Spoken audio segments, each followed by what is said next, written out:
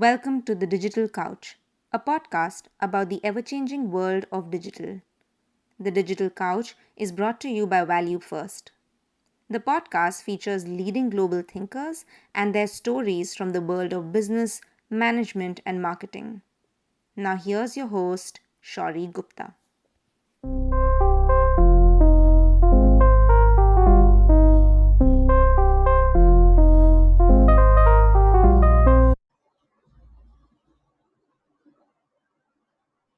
Hello everyone. Today we have with us Amit Dubey. Amit is Director and General Manager of Global Capability Center at Airbnb. Amit started his career with the Indian Army, he then entered the corporate world with American Express. After spending over a decade, he moved to Uber and now finally at Airbnb. He's worked across US, India, Europe, and Southeast Asia. And I personally couldn't think of a better guest to kick off this podcast series with someone but Amit. Amit, why don't you say hi to our listeners? Hi, everyone. And Shoury, as I shared, absolutely humbled and honored to be here. You yourself are an inspiration to me. So super excited about, doing this podcast. So, I gotta be honest with you. When I was trying to create a structure for this particular episode, I was all over the place. I didn't understand where to begin. So I'm just gonna be all over the place, but yet keep on asking you questions in an order Sure. that I thought is relevant. So I'm gonna start from the basics. I mean, tell us about your time at the Indian Army. What made you join the army? What did your years teach you there? Oh, thanks so much. Yeah, and um, I was lucky enough that while growing up very early, as our my mom sent us to her brother who was a soldier in the Indian military, and we lost our dad. So he was for me. He's been my father figure. He raised us. Seeing him early kind of gave me the inspiration of joining the military. I was 7 or 8. In fact, my mom jokes that we still have photographs that no matter which occasion that we go to, like whether it was a wedding or just birthday celebrations, all those pictures have me saluting. And she used to get annoyed that, what the hell is this, right? It's not a right, like if you attend the 26th January parade, then you should do this. But like, why the hell would you salute in birthday parties and marriage celebrations? So it was awkward for her. But then that's where kind of, I would say, my intent kind of generated that I wanted to join the military.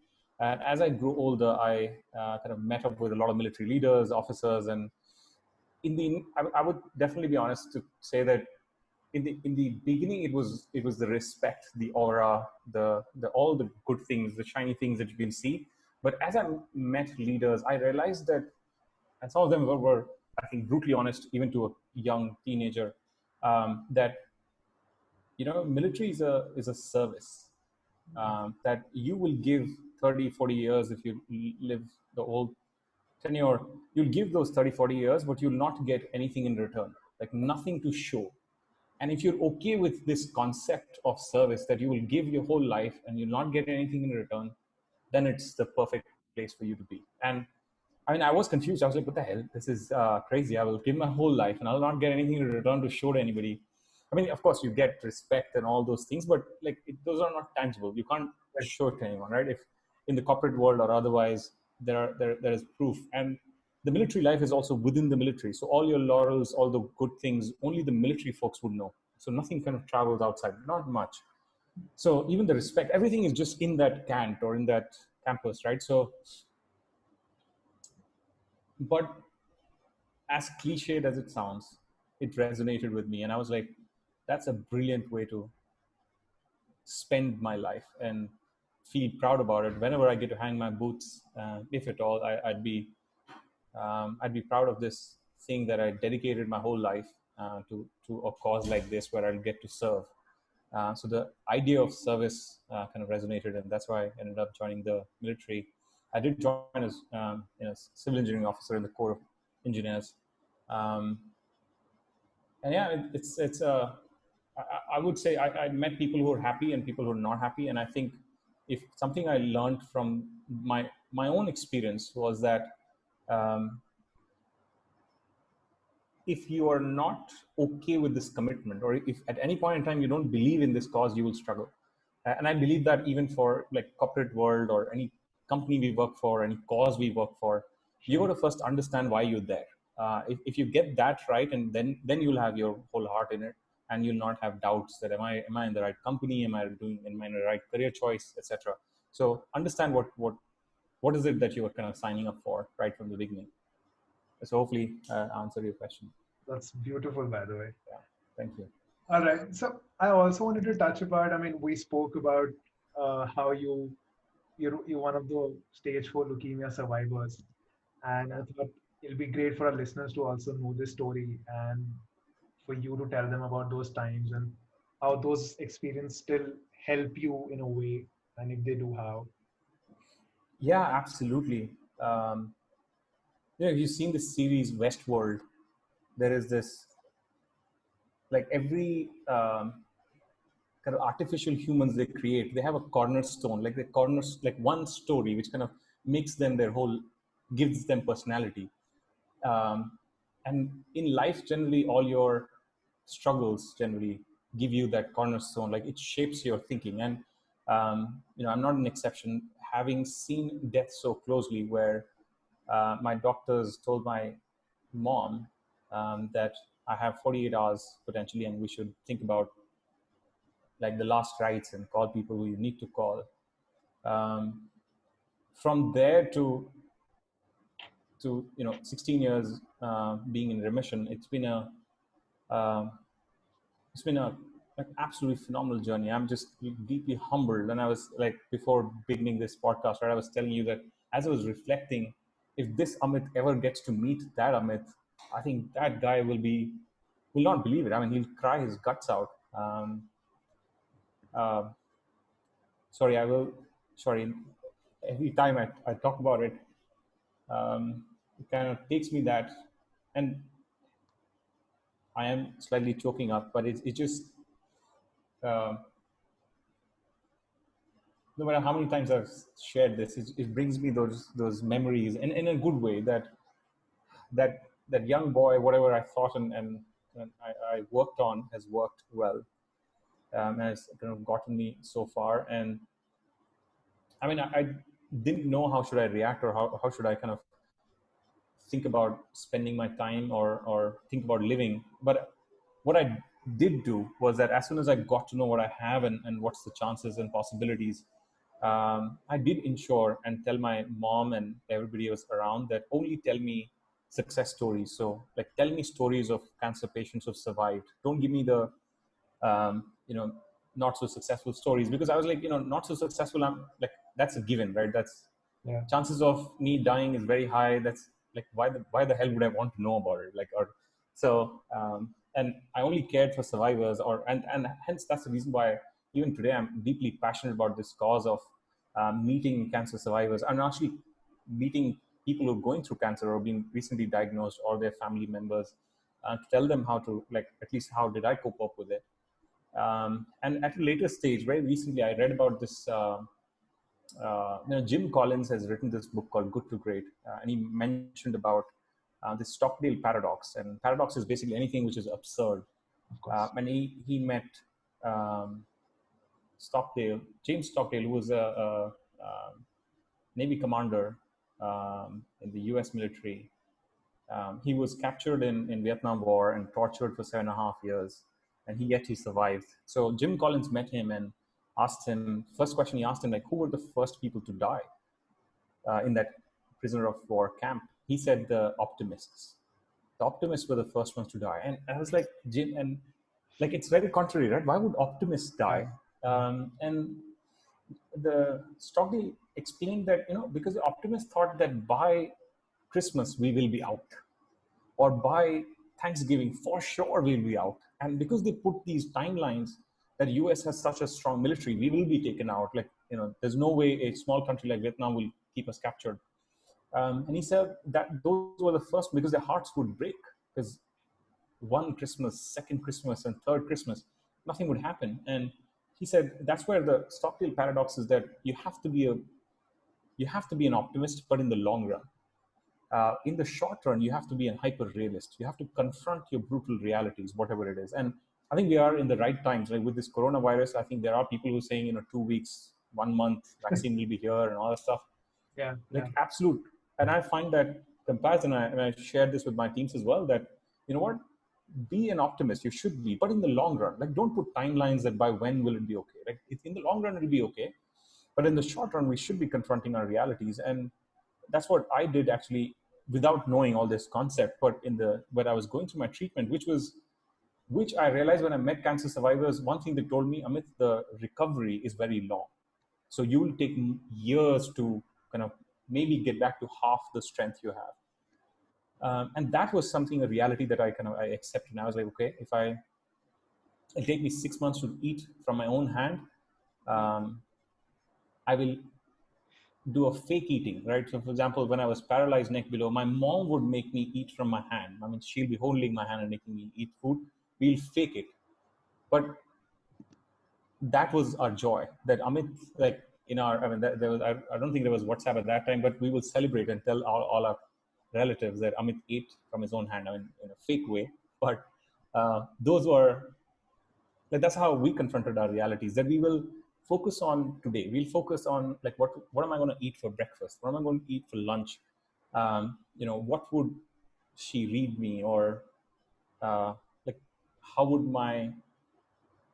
where would they take me on a stretcher and have me see the sun? Like, those were that's what I looked, like, that's what I focused on. And nothing, when people ask me, like, Amit, do you know what's going to happen with you? I was like, no, I'm not interested. I know in the long run I'll be okay, but in the short run, I'm just really excited about my lunch. And here's what I'm going to eat. So, right, you have to put those blinders on to not lose your brain. But one thing I do want to call out is that, was I scared? Absolutely. Was I confident I'm going to get out of it? Not at all. There were days I would break down and uh, feel dejected, but then having a strong mother who always made me kind of realize my commitment, and my commitment was, let's just focus on today. Let's just focus on next step, and then in the long run we'll be okay. Yeah, so that's probably the biggest learning that I've had, is how to confront your brutal realities and then yet be hopeful, but in the long run. So the Stockdale paradox resonates quite well with me. I'm definitely going to read about this. As you said, coronavirus is actually spoiling our short-term and long-term plans. So Yeah, maybe yeah, something to ponder on later today. absolutely. Thanks so much. How have you actually taken this attitude when it comes to your work life now? So you spoke about positive attitude, you spoke about short-term sightedness, and from your early days, you've managed these large teams, right? And helping them grow, making them feel safe are also a few things that all leaders must take on. What has been your approach when it comes to these challenges or these tasks, if I may put it like that? Yeah, and I think, Chor, you touched upon the right one small element, which I think is extremely important, which is about leadership. And I still feel I'm a very humble student of leadership. It's something that I kind of constantly aspire to become better at. But there are a few things that I've learned along the way, which Simon Sinek has captured this in his TED talk. Leaders make you feel safe. He says leadership is a choice. It's not a rank. And that choice comes with responsibilities. It's not that, because you get a certain rank you're a leader. That's never a case. You might have authority because Yeah. of the structure, etc. But leadership is a choice, and that choice is, at least what we learned in the military, and I've seen successful leaders in the corporate world as well. It's it's a choice to serve others. That's what I have seen. If you have that mindset, if you have that thinking, those are the leaders I've seen get celebrated, get achieve, great things. Because if you have that mindset, then you are thinking about investing and making your people better, and having them do achieve great things. Like Steve Jobs, for example, right? People say, while he was a great visionary, but it was his team which would make his vision come to life, right? He wasn't the somebody who would kind of design the iPhone or iPod, right? He was um, Ivy, right, who is chief design officer, who would do the designing, right? So he had great people, and he was able to inspire them to do great things. Of course, I know Steve Jobs wasn't a very empathetic leader. That's something that I do not attest to. But the concept of, I think, being in service of your teams and your people, and having them, providing them the guidance of something that I've learned, as well as this quote this is my actually favorite quote of all times, this where Maya Angelou said that, I've learned that people will forget what you said, people will forget what you did, but people will never forget how you made them feel. This is something that has resonated with me, specifically when we're involved, going to be around people. So Yeah. once we're gone, all people are going to remember is how you made them feel, right? So, and at least to me, that matters a lot. How would people remember me? And to any leader who's conscious of these things, I think would make mistakes, but then he or she will be um, humble enough to learn from it and then kind of go back at it and do better. That's a beautiful way to look at it. Nice.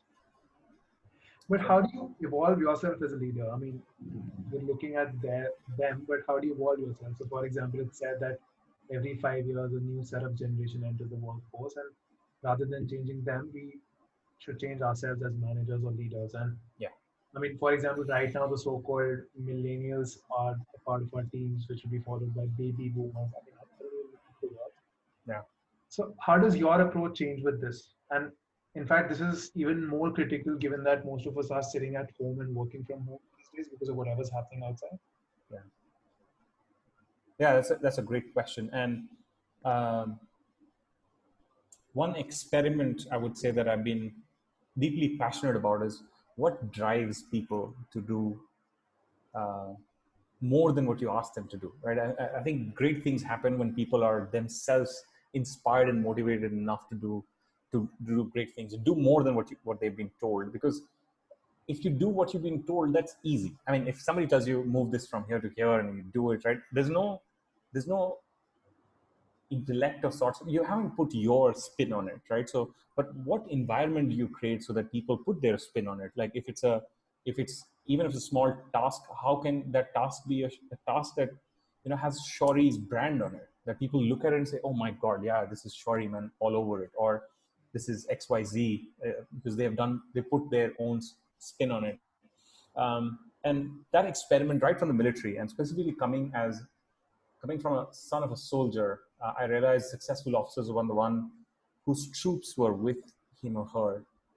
Um, this concept of inclusive leadership, which is about how do you make sure everybody in your team kind of feels like that they belong and they're part of the team. I have read and seen a lot of people talk about it, meaning they would say that I'm an inclusive leader, like I involve my team, etc., in the decision making, etc. But it's easier said than done. I mean, saying it is easy, but like, do you design systems which ensure that you have an inclusive leadership framework? For example, one thing that across my career in the corporate world, I have tried to kind of set up, etc., is this employee innovation platforms. Basically, a democratic platform where employees, if they have ideas or any problem that they want to solve, they have the authority to be able to solve it. They will work with the right people, but basically, one thing that I propagate is that if you have the problem, you are the CEO of that problem, and like everybody else in my team, including myself as a general manager, I work for you for that problem.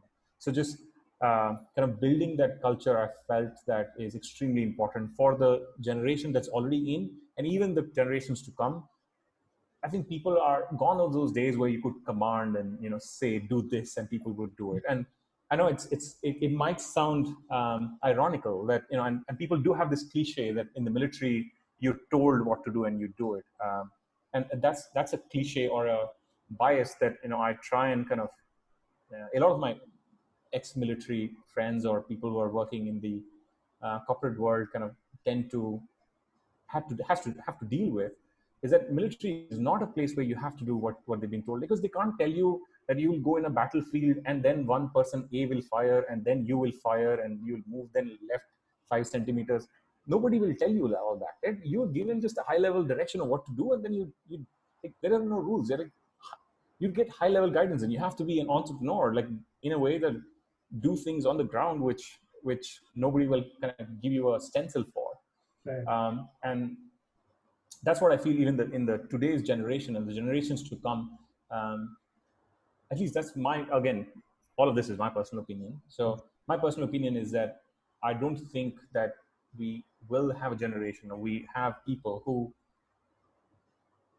like to be told all the time what to do. You have to give them just a high level direction and then let them put their spin on it. Let them be their individual self and do it in a way which kind of they feel is the best way to do. Of course, if we are building a bridge and there are certain security specifications, you can't ask people to be innovative on that, right? So of course there could be certain specifications you have to follow. So there are those caveats, but I think barring those, wherever there is a possibility, I think inclusive leadership is of utmost importance. And the second aspect, which I would say, is now people crave for passion, meaning passion for a cause, that they want to be associated with a company which is able to give them a cause that they are wanting to solve for. That is, I think, probably going to get bigger and bigger. And as I meet the younger generation, as we hire people, and I think people are much more attached towards companies or organizations which are working for a cause. And I think all companies, if they are able to find that cause, I mean, to each their own. But there's also, I think, some people are just trying to fake it. That's not going to happen, or people are going to see through it.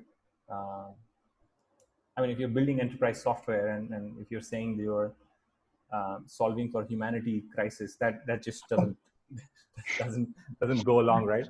I mean, I'm not going to take names, but there are prospectus of companies that I've seen that if you look at it, you do realize that come on, you're not raising the conscience of the world, right? So you got to be honest of what you're doing, and there are a few companies who are extremely honest in what they do. But I do feel people nowadays are more passionate about a certain cause, and if you're able to find that and articulate it for your employees, I think that's going to serve you well. So, well, that's completely echo your thoughts. But when we also talk about passion, there's also this concept of taking risk that comes along. yeah, So, and it's a very debated topic, especially when it comes to, say, leadership. yeah, And some say that, take risks, do things, whatever you want to do, and you'll be rewarded.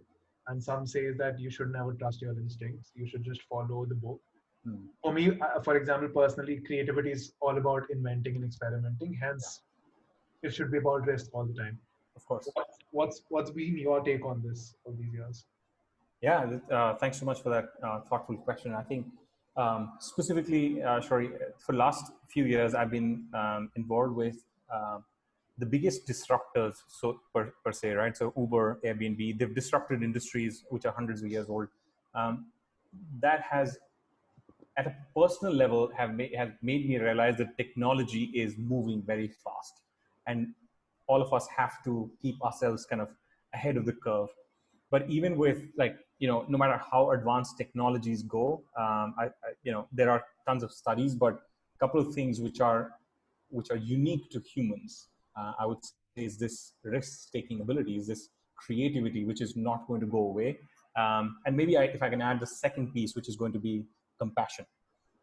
That's something that, at least, I don't think bots or technology is going to kind of get compassion, and compassion is what makes us unique as humans. And Jeff Wiener just recently described compassion as is empathy plus action. So empathy is if I feel sorry for you, but then if I do something about it, then that's called compassion. So hence I think empathy is just alone is not enough.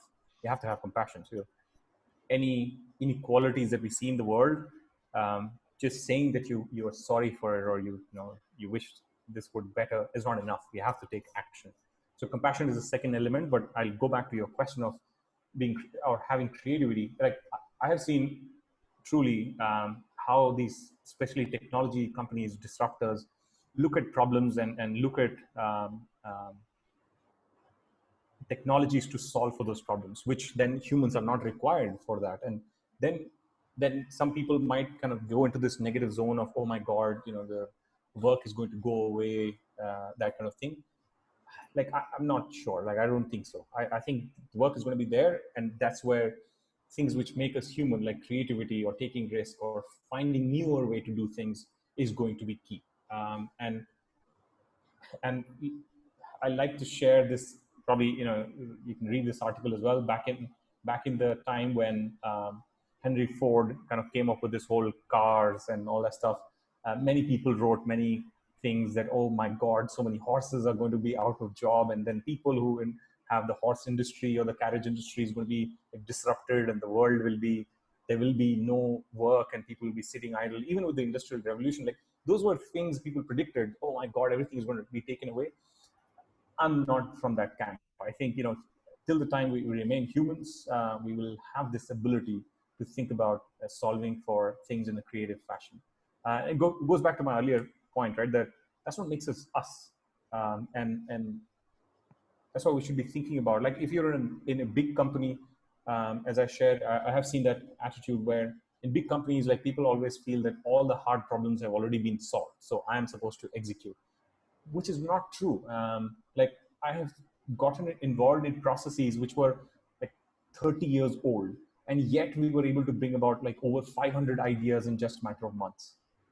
And for 30 years, like people just did what they were told, and that's it. And they felt this is like exploited enough, and there's nothing much left. And we were like, teams were able to come up over 500 ideas, and so that has made me kind of realize that there's nothing which is perfect. There's always that's always considered as a version 1.2, and this could be a 2.0, a 3.0. Like you can keep um, trying to make it better. So, and I do feel then creativity and innovativeness is something which is a key skill in the coming times. Interesting. Yeah. I also want to bring in your personal experience into this question, as a follow-up. I mean, you work across the world, you've traveled a fair bit, and I personally also feel that just having a global perspective adds so much value in oneself. And as I said, I've just seen that. So, what is your take on it when it comes to, say, diversity, ethics, the multicultural aspects of people around us, and technology we've already covered? Yeah. Um, and absolutely, I think, sorry, you were a shining example of how it helps if you're able to kind of live in a different country, work and kind of study with so many people with such diverse backgrounds, because the world has, in some ways, technology has gotten everybody closer. Like earlier, even if you um, I mean, look at this, right? This technology, we're on this podcast, we're able to speak to each other through Zoom, we're able to see each other. um, so technology is bringing everybody together. So in today's world, like those in today's globalized world, the idea that you do something in a closed space and that's about it, that's no longer there. Like no matter what you are, you will have a global audience, so you'll have to work with this. And the sooner you're able to come to terms with it, that there are people with different backgrounds and different cultures, and they have different nuances, I think it's super helpful. I'm somebody, because as you rightly mentioned, I've traveled around the world and kind of gotten involved. I made many mistakes um, as I moved around, because different cultures have different nuances. And I do recommend this book by Erin Myers. She's a professor at NCR. She's written this culture map, which, again, the idea isn't to generalize, but is to give you some concrete examples of how for example, there's a context to it. Like Indian language is highly contextual.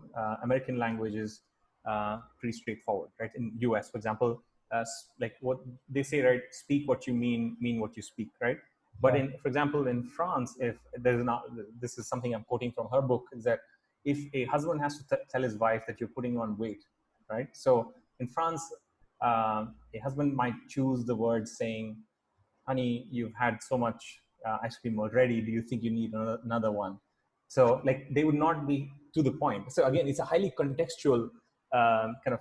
So if you work with colleagues or people around the world, there are these, high context, low context. Again, if you travel, then those generalizations do not exist. But there are certain nuances, and as you will move around, as you will get to know people, get to meet them, understand their cultures, those are some of the things which kind of make you better in your thinking. Just one example that I could also share from my own personal life is that this whole idea concept that I was talking to you about, like, having building structures where people can give ideas and they can work on their ideas.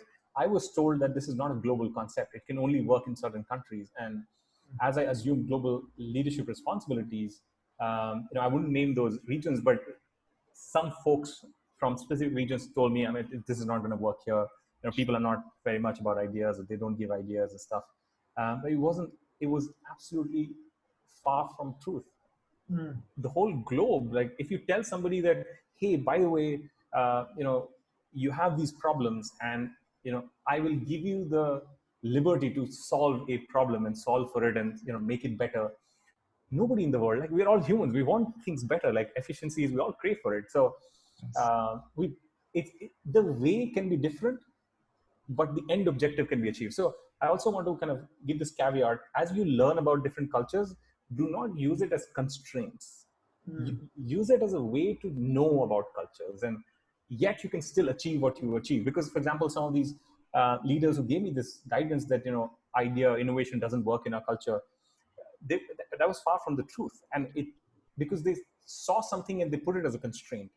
It's just the ways are different, but like basic human needs across the globe are, I would say, still the same. So, but it's good to be aware of certain nuances on how certain cultures work, etc. So, yeah, great Openly question. It is something. Yeah. Not challenge them, basically, right? Yes. Yeah. Oh, fair enough. Yeah. So, at the risk of sounding preachy, as my last question, Yeah. I actually want to give you an example. Say there's an XYZ person who recently became a manager, and I'm sure you've covered a lot of points above. Sure. Let's say this person became the manager. What are the first three things that he or she should look at to begin this new stint, if you were to put them? Yeah, that's it's something that I discuss with my newly promoted managers, or managers who come in my team as well. It is a highly talked about topic. In fact, if you just Google leadership, like, you'll find gazillions of articles. So, but I do recommend that. So, number one thing that I follow, which was taught to me by my leaders, etc., is leadership is something that you get better at by practicing. It's not a theory subject. It's not something that if you read about, you'll become better. You have to, like, put it in practice. And that's the reason why, for example, most of the books that I read are by practicing philosophers. And, like, I'm a huge Marcus Aurelius fan. He was a Roman emperor, one of the best ones. And he's written this. It's not a book. It's basically his note to self. The name of the book is Meditations. I mean, he didn't mean it to be a book, but it's become a book, and it has survived centuries. So, imagine it's been filtered by so many people. Because if let's say somebody 20 centuries ago wrote a bad book, then people throw it away, saying, yeah, this is useless, like, throw it. Like, no, then the readership will go down. But a book which has survived almost close to 20 centuries is something that has fascinated me, and I keep it as my bedside table kind of a reminder book. And the reason I like Marcus Aurelius is because he's talked about practicing leadership. He's talked about things that leaders should try, and then you'll learn, and you'll succeed, and you'll fail. So, as new managers, I would say that at least get your hands on few fundamental things. For example, if it was like, if somebody asks me, what I recommend to them is these three books. Book by Andy Grove, his book called High Output Management. He was the founder and one of the CEOs of Intel. So he's run a highly complex kind of process kind of company, but he's broken it down in a beautiful manner. Like, how should leaders conduct meetings, one-on-ones? How should their calendar look like? Like, just absolutely brilliant. One of the best books that I can recommend. And you'd hear from a lot of Silicon Valley entrepreneurs or leaders kind of give his reference. So I got to know about him a few years ago, and 100%, like, it's actually a mandate in my teams. So all managers must read High Output Management, because I quote it and discuss it many times. And then a couple more is Ken Blanchard, 1 Minute Manager, just a very small book, only a few pages, just basics. Evergreen. Somebody gave it to me when I joined American Express, like, decades ago, or a decade or more ago. Another book I recommend is Crucial Conversations by Joe Allen Ron, because in leadership roles, you will come across many crucial conversations where It'll be not about the unpleasant conversations or how do you do it. But again, these will only give you principles that you can follow. But eventually, you will become a leader of your own, and hence you should. What I generally, as leaders become new leaders, what I tell them is read these books and stuff, and like let's catch up after 3 months and tell me about the experiments that you did, because it's about practicing. Like, because all humans are different, and that's also amazing. That's what makes us human. Like, everybody's different. So if somebody wasn't motivated, how do you inspire them? If somebody's not doing something, what do you try? Because I can't write a formula for you saying, here are 4 things, go and do it and you'll be successful. Fair. So, and I definitely believe there is no such formula. It's to each unique situation, you have to apply things, and you only get better. But it is a topic I don't think you can master. Like, I have learned this from very successful leaders as well, who always told me, Amit, I'm not a master, I'm still a learner. In fact, I've had the luxury of working with some really amazing leaders in the industry. And this is one thing that has stayed with me, that they've always said, Amit, I'm also a learner of leadership. I'm a student of leadership. And so I put myself in the same category. And hopefully, we're not sounding preachy on this one. The idea is that it's something that you have to keep practicing to kind of get better at, and not get overwhelmed, right? I think Messi said this wonderfully well. He said, it took me 17 years, 11 months, 9 days to become an overnight star. Yes. Like, so people feel that he was gifted and he was born, but it's not true. He's somebody who's practiced his craft for so many years, but people think he's an overnight success. And as you will get to know about people who are successful, like, you have to look into their past and look into their failures and challenges, and all that stuff is what makes them, where they have reached. So it's definitely a myth for people to think leaders are born or anything like that. I mean, many examples in the sports industry or anywhere else, like Serena Williams. People think she is the greatest athlete of all time, but imagine, like, she just gave birth, and yet just a few months later she was back at the court practicing, losing. And there are times when people read the laurels, they will feel that, oh my God, she was born with it. And they forget that how much effort and sacrifice and challenges she's faced to get where she's gotten. So that's my I would say, I think I've given few cents, but yeah, few cents on a first-time manager. So, Amit, this has been beautiful, actually. I wish I can just hear this on, and I'm very glad that we did this, and this is our first podcast episode. So I can't thank you enough. Thank you so much for being here and speaking to us and telling all our listeners a few things about leadership and your experiences. Really appreciate it. Sure thing, Shoury. And I think it's an amazing opportunity that you are getting to speak to people and get different perspectives. That's how you learn and grow. And in fact, during this conversation with your questions, as I think about my answers, etc., it is making me learn more about what are things that I could do better or I should learn more about. So I think it's a fantastic initiative. All the very best. As I've shared, I'm massively inspired by your journey as I'm seeing you do such amazing things. So I'm not surprised where you are for all the hard work that you've done. I wish you all the best. Thank you so much, Amit. Pleasure.